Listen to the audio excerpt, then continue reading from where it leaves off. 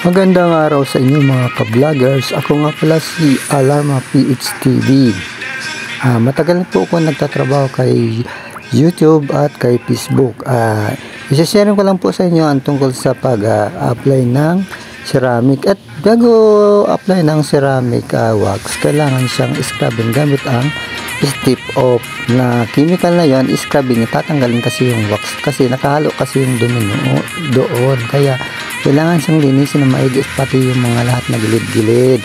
At bago pa lang sa akin channel, maaari paki-like, paki-subscribe, paki-double bell para updated ang aking mga bagong mga video. Okay mga guys, mga ka-vloggers, wala sa mga baguhan dyan, ceramic. Kasi papasok na ako kasi ito ang gagawin ko ngayon holiday season mga ka-vloggers. Shout out to kayong lahat mga ka-vlogger, mga kabusing, Sir Alpi, Sir Ben Rafael Santos, si Jovisky TV, si Christopher Guillem, si Calvin Jerona Santos. Shout out ko kayo, Sir Mike Angel. Shout out si Flor Rodriguez, shout out ka rin. Okay, ito na yung polisher na gagamitin ko. Shout out ko din pala si Ri Fernandez Vlog Rigaliardo, shout out ko.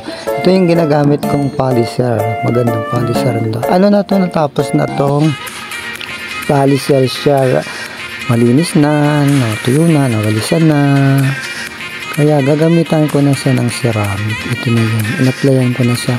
Bali ang ginagamitan ko na to, yung area lang, halimbawa area ko ay 4 na tiles, doon lang ako pupuko sa 4 na tiles na to. Binubusan ko ng konting ceramic na nasa galon, tapos saka ko siya binabalik-balikan hanggang sa matuyo to. Yan lagi kong ginagawa. Yan no. Ano yan, bali 4 na tiles yan. Binuhusan ko ng konti na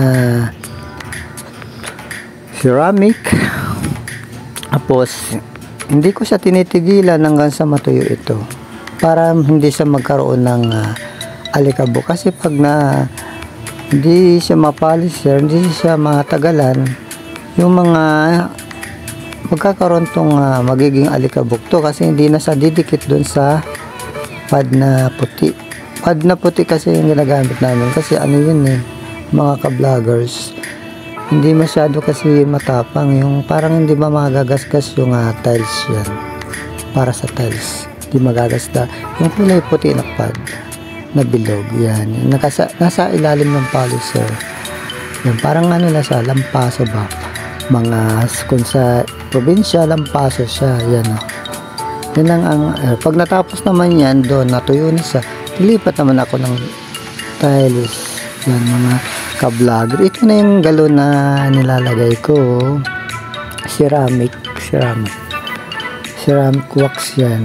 Katulad na to, ibubuhos ko dito mga ka-vlogger, yan kunti lang naman siya, tapos lahat papalisa ko na yan. Tapos may sasakupin akong tiles na halimbawa 4, 6, doon lang ako at hindi ako na mga ka-vlogger nalilipat pa mga ka-vlogger. Kaya gusto ko talaga to i-share sa inyo mga ka-vlogger ko, yan mga ka-vlogger. Saka wala kang makikita ang ano nito, yung kahit alikabok, wala kang anong alikabok nito kasi yung alikabok na yun napunta na doon sa pad na puti siya, kasi halos doon na lahat napupunta siya sa ano na to, sa may pad na to yan kasi tinutuyo talaga to, pabalik-balik lang, kaya kailangan talaga siya tiyaga-tiyagaan lang mga ka-vloggers.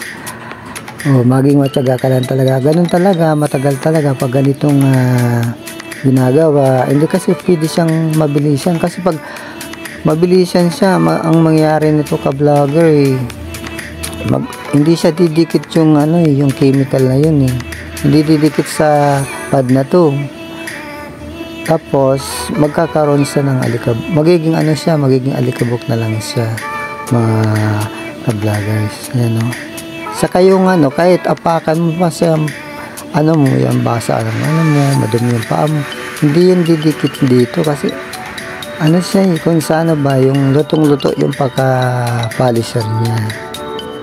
Madulas siya eh, ano siya eh, makintab, sobrang kintab niya, mga ka-vloggers. Yan. Tapos na kasi doon sa dulo, kaya nandito naman ako mga ka-vloggers sa paano ba, paatras kasi yung ginagawa ko, paatras. Galing doon sa dulo, paatras dito sa likod ko, mga ka-vloggers. Yan. Medyo matagal nga lang siya eh. Matagal talaga. Oh. Yan, apat-apat lang siya. Saka kailangan yung mapagilid, dadaanan din. Tapos pupunasan na lang yung mga hindi naabot kasi na ano yun eh, kulay ano yun eh. Meron siyang puti sa gilid pag nadadaanan ito.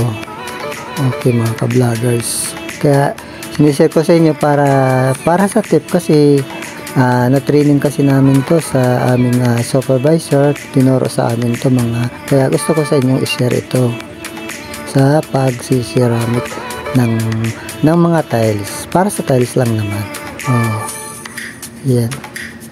Pero kailangan talaga na ito i-scrub muna bago sa gawin ito kasi pag hindi na-scrub siya, makikita mismo yung mga mansa nito na lumalabas pag pinapolisher yung pagbawak nito mga ka-vlogger. Kailangan makinis yung tinanggal yung mga na mga wax dati, kailangan siyang tanggalin.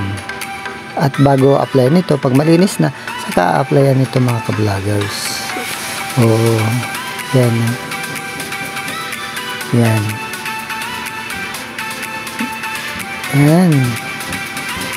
Ayan mga ka-vloggers, diba mga ka-vloggers, ang ano niya, kintab niya mga ka-vloggers. Saka wala kang makikitang ano dyan, yung alikabok, kasi napunta doon sa ano eh, sa pad, itong pad na nasa ilalim, yung white pad ang tawag dyan, white pad mga ka-vloggers. Ayan.